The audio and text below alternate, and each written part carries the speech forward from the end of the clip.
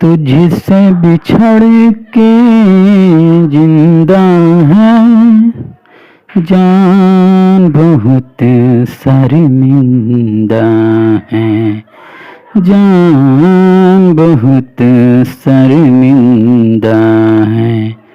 तो सब भोजपुरी श्रोता भाई लोग के हम गीतकार शक्ति सूर्य प्रणाम करतनी।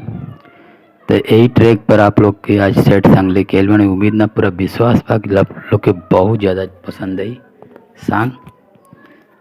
तो अगर ये हमारे सॉन्ग अच्छा लगी तो आप लोग एगो लाइक कर दी, कमेंट में बताइए कैसा लगा था। अगर नया आप आइल बानी हमारे चैनल पर तो एक सब्सक्राइब कर दी ताकि हर वीडियो का नोटिफिकेशन सबसे पहले आप तक पहुँचे। तो चलिए समय ना लेते हुए मुखड़ा की तरफ चलत नहीं जा। तो मुखड़ा अगर कुछ ये प्रकार का बा।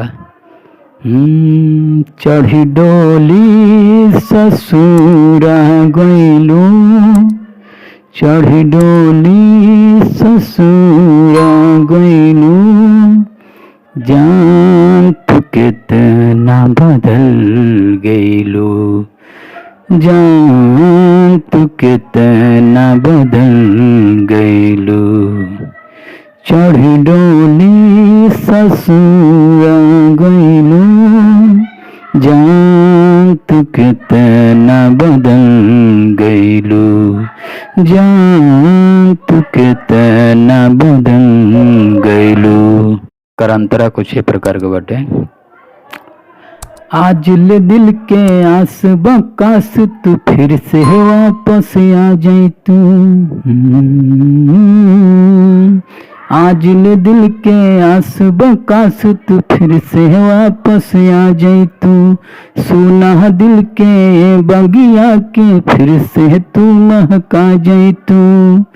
रोजी मन के भरम टूटेला, सपना देखा के चली गइलू, जान तू कितना बदल गइलू, जान तू कितना बदल गइलू।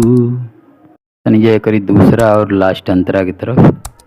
तो ये कुछ इस प्रकार का बटे। तू कहाँ जनबो दिल के तना टुकड़ा टुकड़ा भइल बा।